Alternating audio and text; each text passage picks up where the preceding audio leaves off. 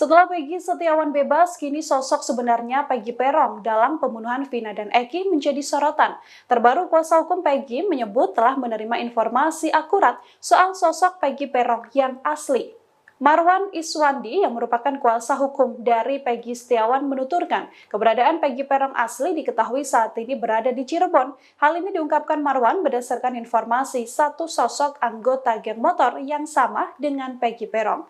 Menurutnya intelijen harus diterjunkan untuk memburu Peggy Peron yang asli. Selain itu ia juga mengatakan pihaknya bersedia membantu pihak berwajib mencari Peggy Peron yang asli yang disebut-sebut sebagai otak pembunuhan Vina dan Eki di Cirebon tahun 2016 silam. Diketahui Peggy Setiawan yang awalnya ditersangkakan dan dituding Peggy Peron telah dibebaskan dari tahanan. Hal ini seusai putusan sidang pra-peradilan keluar dan Hakim Tunggal Eman Sulaiman membacakan putusannya. Peggy Setiawan terbebas dari segala tuduhan dan penetapan tersangka Peggy Setiawan dinyatakan tidak sah.